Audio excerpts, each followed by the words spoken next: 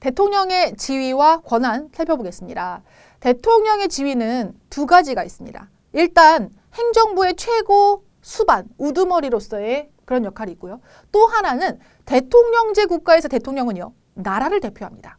국가 최고의 원수이기도 해요.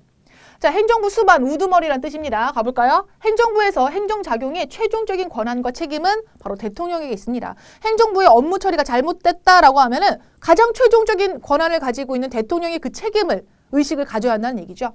자, 행정부를 지휘 감독하고요. 행정부 소속의 국군을 통수하는 통수권자가 대통령입니다.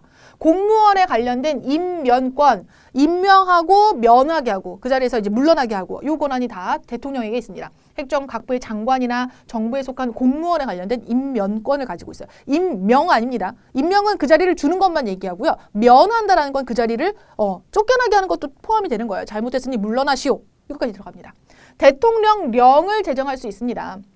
행정부에서는요, 명령을 제정할 수 있거든요. 이 명령이라고 하는 게 대통령령도 있고요. 국무총리령도 있고요. 행정각부 장관령도 있어요. 당연히 법률의 범위 내에서 제정을 해야 합니다. 그리고 법률안 거부권을 행사할 수 있습니다. 이거 굉장히 중요합니다. 법률안 거부권은 뭐냐면 국회에서 본회의를 통해서 법률안이 의결됐어요. 근데 그 의결된 것을 행정부의 대통령이 되돌릴 수 있습니다.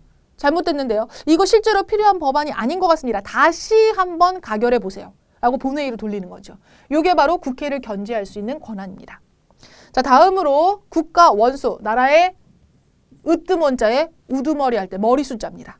그래서 나라의 으뜸으로서 우리 나라를 대표하는 인물로서 하는 것, 대외적으로 우리나라를 대표하고요. 또 대내적으로는요. 우리의 최고의 법인 헌법기관을 구성하고 헌법을 수호하는 일을 담당을 합니다. 그 역할에 따라서 대외적 국가대표로서 외교사절을 만나고요. 접수한다는 게 만난다는 의미입니다. 그리고 조약을 체결하거나 비준하는 것, 또는 헌법기관을 구성할 때 헌법의 기관에 명시되어 있는 대법원장, 감사원장, 헌법재판소장 등을 구성할 때 임명할 수 있는 권한이 있습니다. 대신에 헌법기관 구성할 때 임명은 대통령이 하나 국회에서 동의를 꼭 해줘야 돼요. 국가기관과 헌법을 수호하고요. 긴급 명령이나 계엄 선포권을 통해서 국가가 위급 상황이 있을 때는 어느 정도 국가의 국민의 권리를, 기본권을 제한하기도 합니다. 자, 국민투표에 국민투표를 해보자라고 건의할 수 있는 권한이 있고요. 국회 임시회를 소집하는 것을 요구할 수 있는 권한도 나라의 대표, 으뜸으로서 가지는 권한에 해당합니다.